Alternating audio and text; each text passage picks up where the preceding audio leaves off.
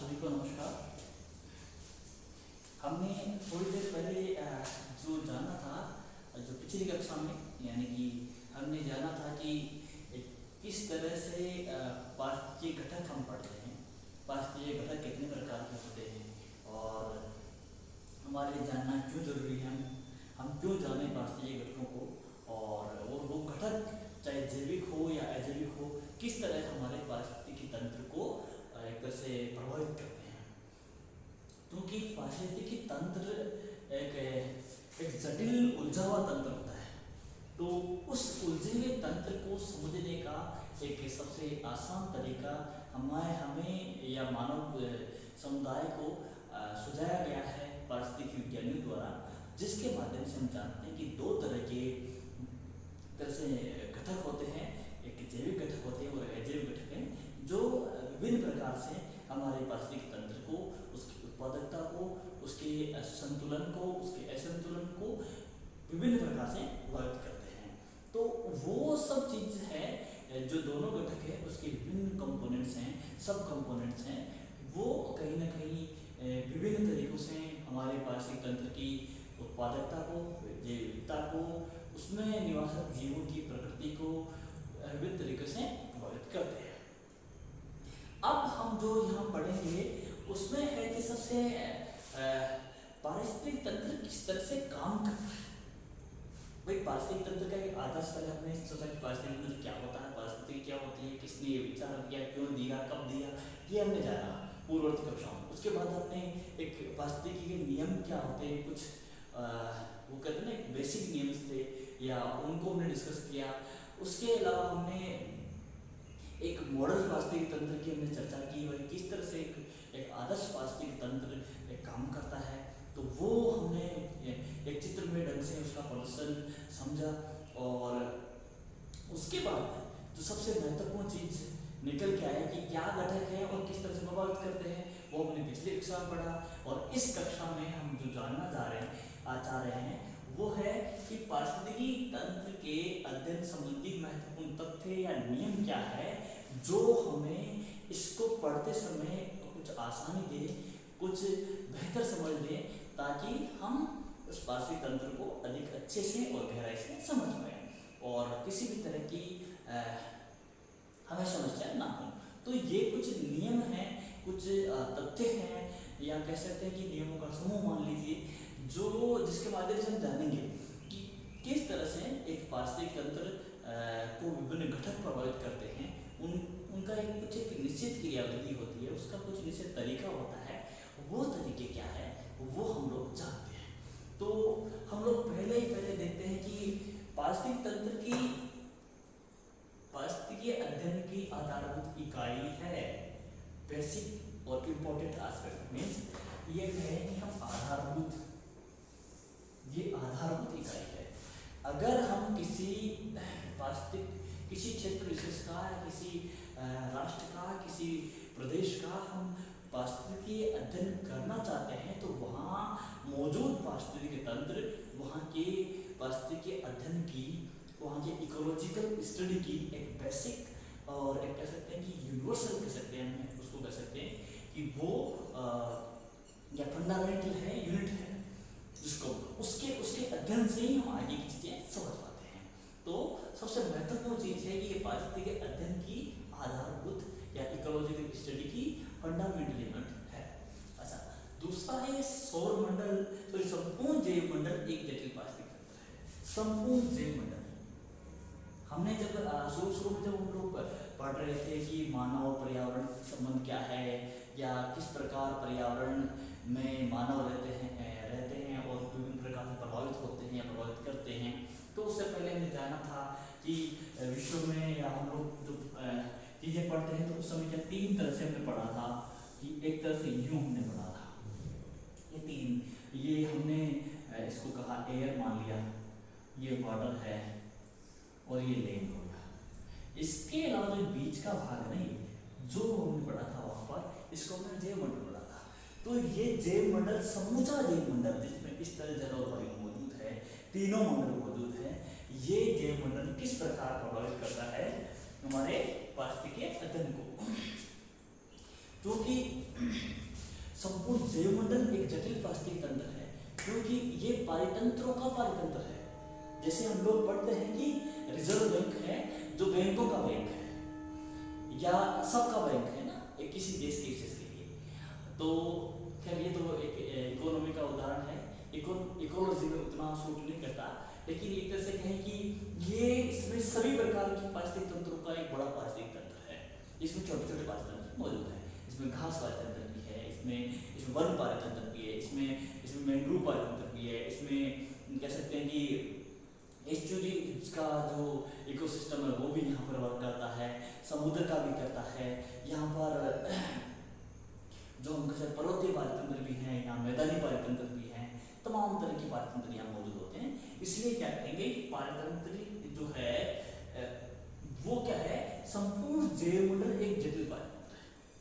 यानी कि ये पारितंत्र ही है अपने स्वरूप में, जैवमंडल बायोस्फीयर एक पारितंत्र ही है, लेकिन एक जटिल पारितंत्र है जिसमें विभिन्न प्रकार के या जिसे कहते हैं मल्टीपल जो कैसे इकोसिस्टम्स यहाँ मौजूद होते हैं, यहाँ एग्जिस्ट करते हैं। इसके बाद हम जो कह सकते हैं कि एक पारिस्थितिकी एकरूपतावाद, हम भूगोल के विद्यार्थी हैं और भूगोल में हम ये पढ़ते हैं जियोमॉर्फोलॉजी पढ़ते समय जो जियोमॉर्फोलॉजिकल जो एक तरह से कंसेप्ट पढ़ते हैं, संकल्पनाएं पढ़ते हैं, उसमें कहते हैं यूनिफॉर्मिटीज़ की या एकरूपतावाद की हम लोग जो कंसेप्ट पढ़ते हैं, यानी इस्तेलाह करते पर जो आज जो कहते हैं ना स्थलीय भागों पर या हमारे वातावरण में जो आज कार्यक्रम चल रहे हैं वो अतीत में भी चल रहे थे, आगे भी चलते रहेंगे।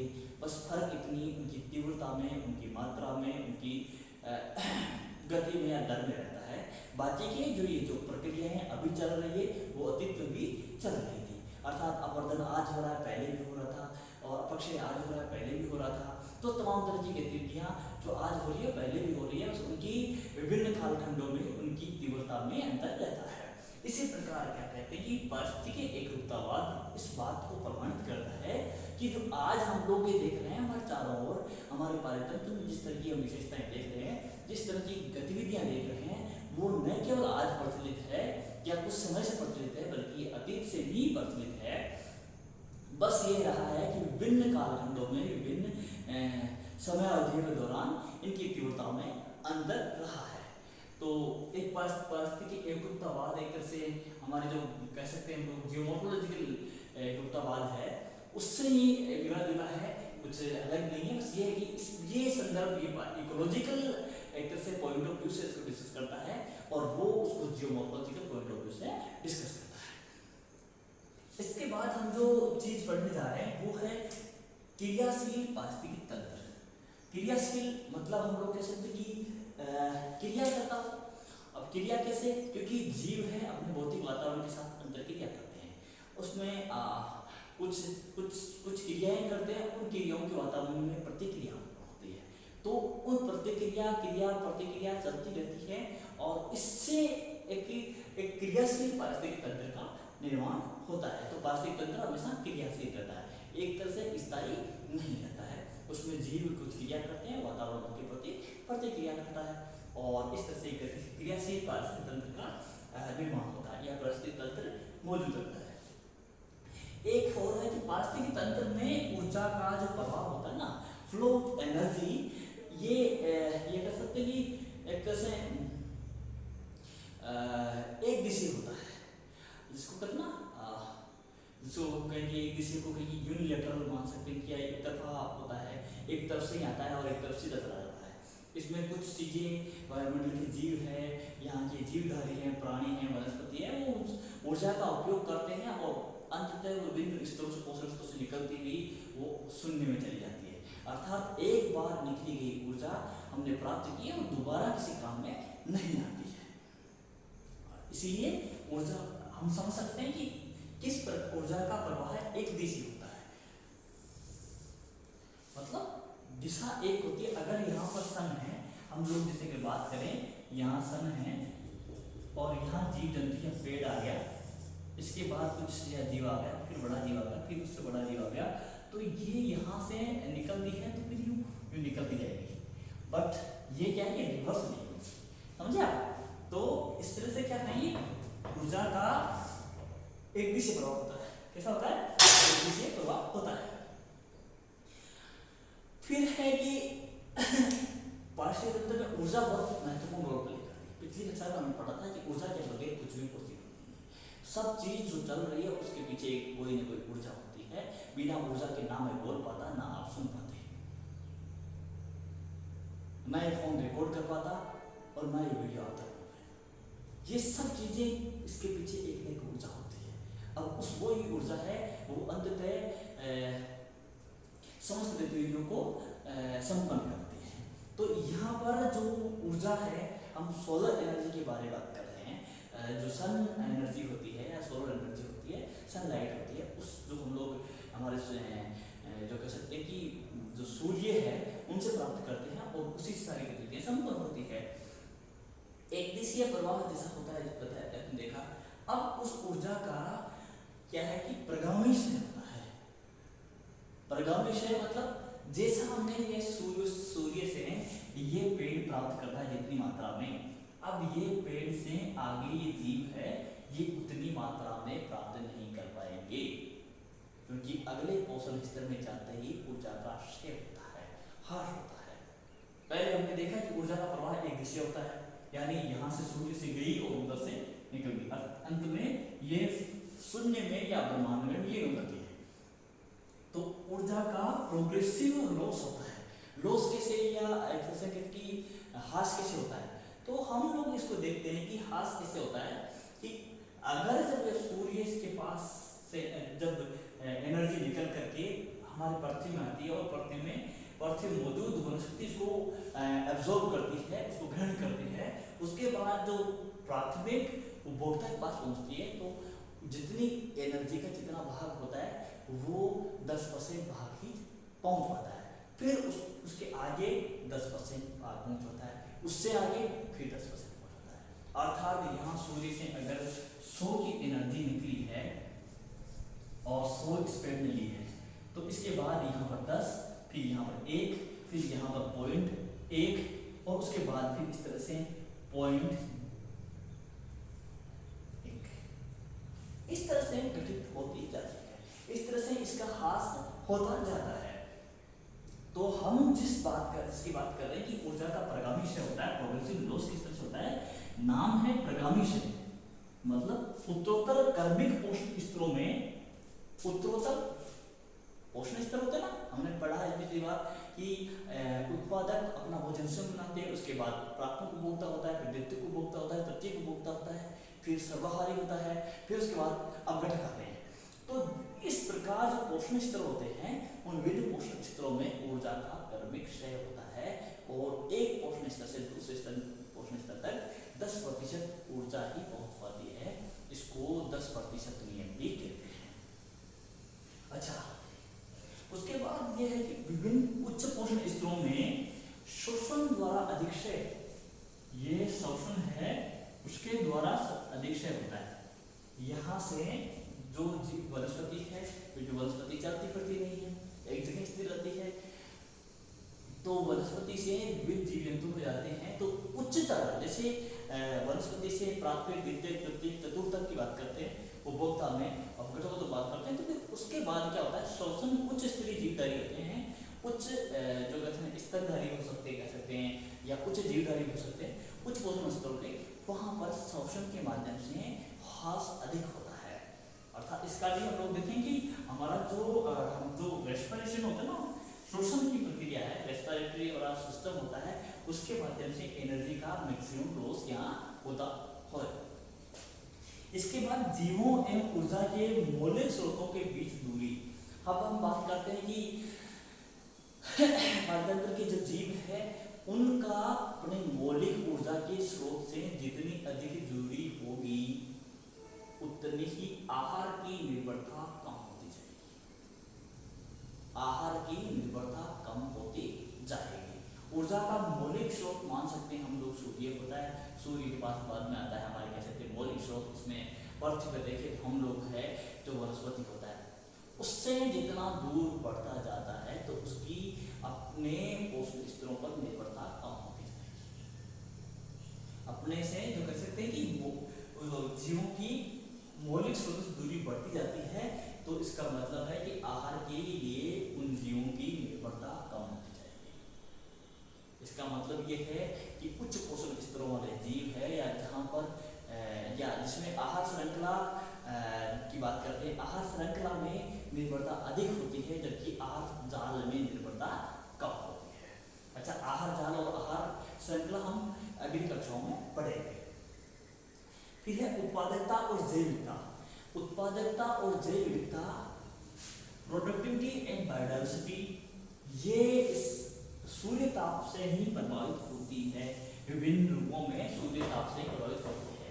अब मैंने पूर्ववर्ती क्लास में बताया था जैसे कि हम लोग जैसे जैसे भूमध्य रेखीय क्षेत्रों से हम आर्कटिक और टुंड्रा की ओर जाते हैं, तो वहाँ पर सूर्य की किरणों का सापेक्षिक तिरछापन अधिक बढ़ने के कारण वहाँ पर इनकमिंग सोलर रेडिएशन की मात्रा कम होती है, अर्थात सोलर इंसोलेशन की मात्रा कम होती है। तो सोलर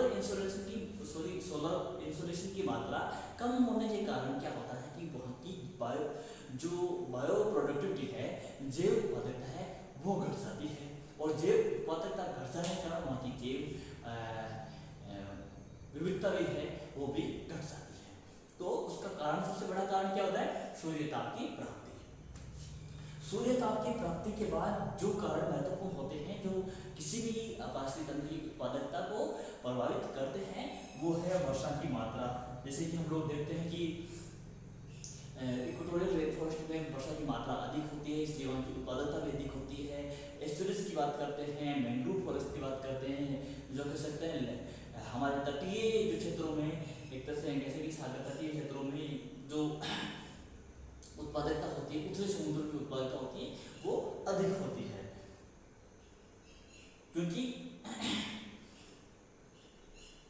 वहाँ पर जो कह सकते हैं कि इसमें वर्षा से संबंधित है।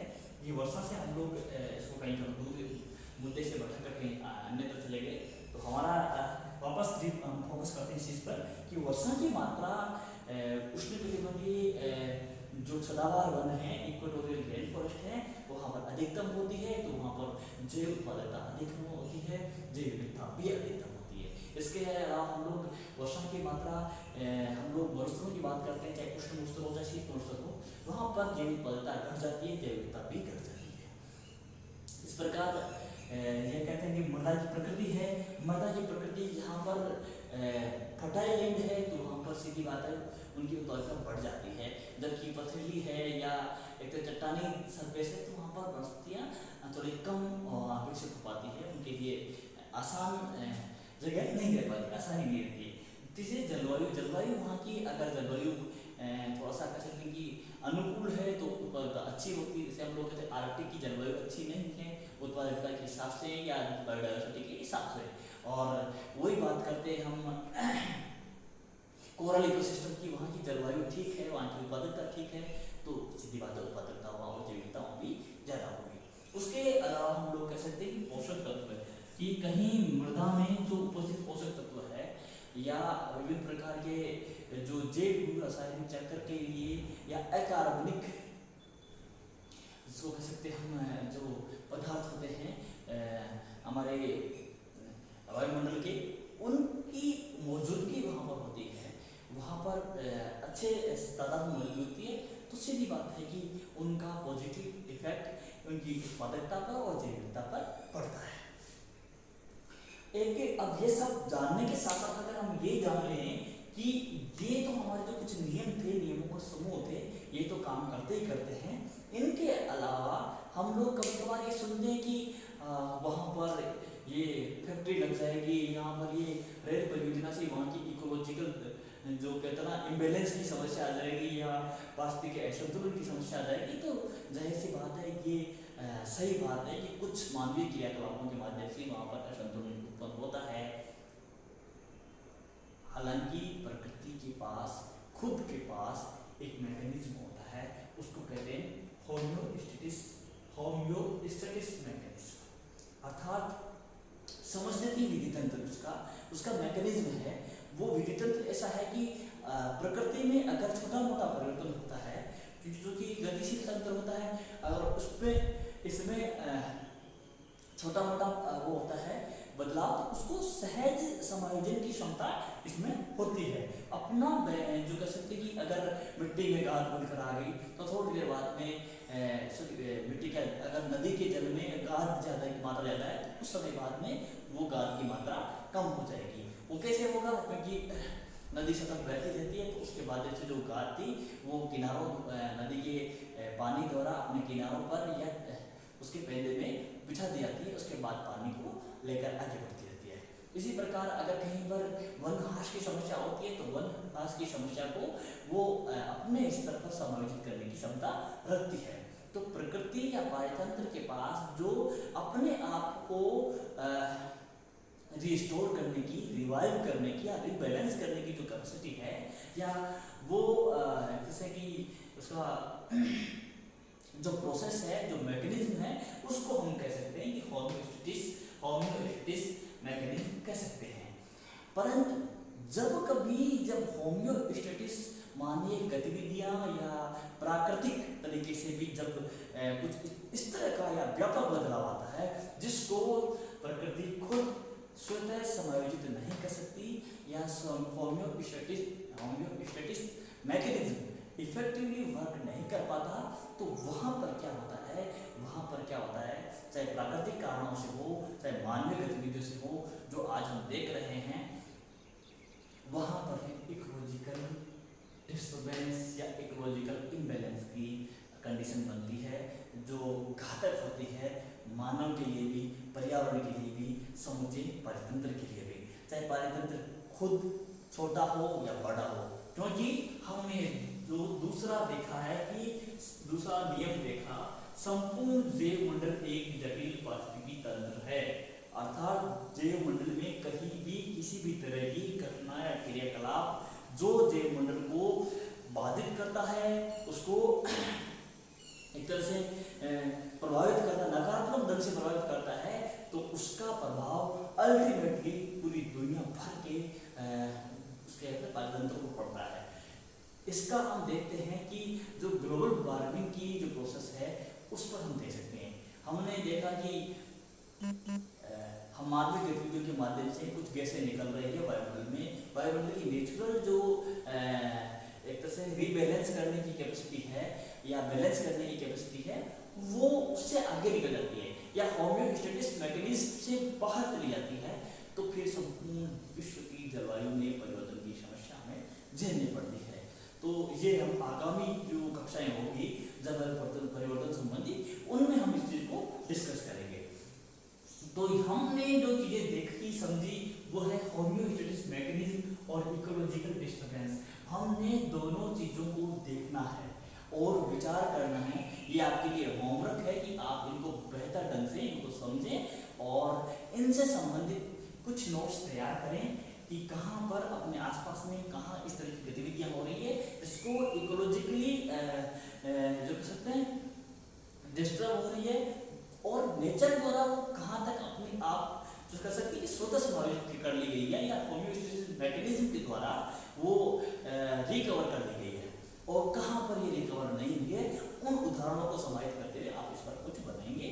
और जैसा कि मैं कहता हूँ कि आपसे संबंधित कुछ जुड़े क्वेश्चन हैं, कुछ बातें हैं आपको पूछनी है, आप कॉलेज पूछ सकते हैं और कमेंट बॉक्स में भी डाल सकते हैं।